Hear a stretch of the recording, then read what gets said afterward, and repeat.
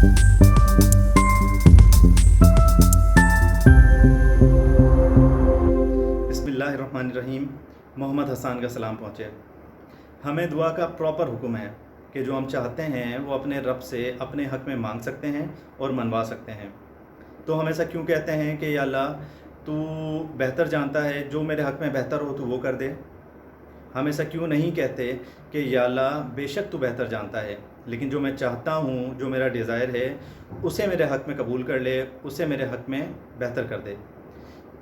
अल्लाह करीम तो हर चीज़ पर कुदरत रखते हैं। वो तो आपको आपका डिज़ायर देकर भी आपके हक़ में बेहतर कर सकते हैं और आपको ना देकर भी आपके हक़ में बेहतर कर सकते हैं। तो क्यों ना अल्लाह को अपनी बात का पाबंद किया जाए। आपको कुरान के एक वाक़ये से ये बात समझाता हूँ। एक सहाबिया हैं खौला रज़ियल्लाहु ताला अन्हा, उनको उनके शौहर ने तलाक दे दी, दौर जाहिलियत की तलाक। ये तलाक इतनी डेंजर हुआ करती थी कि शौहर बीवी को अगर कह देता कि आज से तू मेरी माँ की पीठ के बराबर हो गई, तो दोनों एक दूसरे के लिए सिर्फ़ हराम नहीं होते थे, बल्कि सारी ज़िंदगी एक दूसरे से निकाह का ऑप्शन भी नहीं था, सारी ज़िंदगी के लिए दूरी। तो खौला नबी करीम सल्लल्लाहु ताला अलैहि वसल्लम के पास आती हैं और कहती हैं कि या रसूलल्लाह सल्लल्लाहु ताला अलैहि वसल्लम, मेरे शौहर ने मुझे ज़हार कर दिया है। ज़हर जो है वो पीठ को कहते हैं। तो नबी करीम सल्लल्लाहु अलैहि वसल्लम फरमाते हैं कि खौला तू अपने शौहर के लिए हराम हो गई। तो आप कहती हैं कि या रसूलल्लाह नज़र सानी फरमाइए, मेरे छोटे छोटे बच्चे हैं।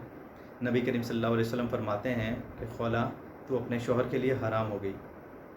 वो फिर फरमाती हैं कि या रसूलल्लाह हम दोनों एक दूसरे से प्यार करते हैं, हमारे छोटे छोटे बच्चे हैं, वो मेरे बच्चों का बाप है, नज़र सानी फरमाइए।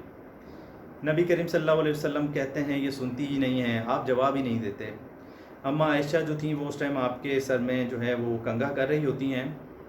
तो जब खौला देखती हैं कि नबी करीम सल्लल्लाहु अलैहि वसल्लम जो हैं वो जवाब नहीं दे रहे, तो आप कहती हैं अच्छा आप जवाब नहीं दे रहे, मैं आपके अल्लाह को सुनाती हूँ। वो हाथ उठाती हैं और कहती हैं कि या अल्लाह मेरे छोटे छोटे बच्चे हैं, मेरी जवानी ढल चुकी है, माँ बाप मेरे दुनिया से जा चुके हैं, मेरा कोई सहारा नहीं है। अगर मैं बच्चों को अपने पास रखूं तो कहाँ से खिलाऊं, और अगर शौहर के पास छोड़ूं तो कौन तरबियत करेगा। वो रोकर बड़ी दुआ कर रही होती हैं और अल्लाह को पाबंद करती हैं कि या अल्लाह अपने नबी की ज़बान पर मेरे हक़ में फ़ैसला उतार।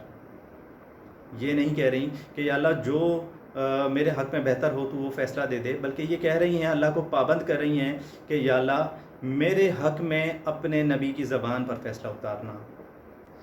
नबी करीम सल्लल्लाहु अलैहि वसल्लम पर वही आना शुरू होती है। तो अम्मा आयशा जो हैं वो खौला को कहती हैं कि खौला मैसेज आ रहा है, वही आ रही है। तो खौला जब देखती हैं कि आप सल्लल्लाहु अलैहि वसल्लम पर वही आ रही है, मैसेज उतर रहा है, तो और ज़ोर से जो है वो रोने लगती हैं और कहती हैं कि या अल्लाह मेरे हक़ में ही फ़ैसला देना, मेरे ख़िलाफ़ फ़ैसला ना देना। आप देखें कि अल्लाह को कितना पाबंद किया जा रहा है कि या अल्लाह मेरे हक़ में फ़ैसला देना।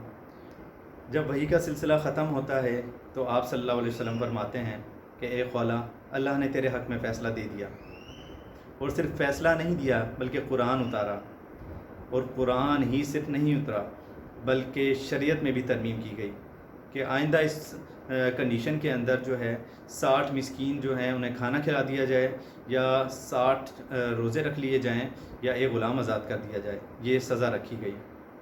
आप देख रहे हैं कि दुआ में कितनी पावर है। तो आप जो चाहते हैं, जो आपका डिज़ायर है, वो अल्लाह से मनवाइए। अपना ख्याल रखिए, लोगों में आसानियाँ बाँटिए। जज़ाकल्लाह।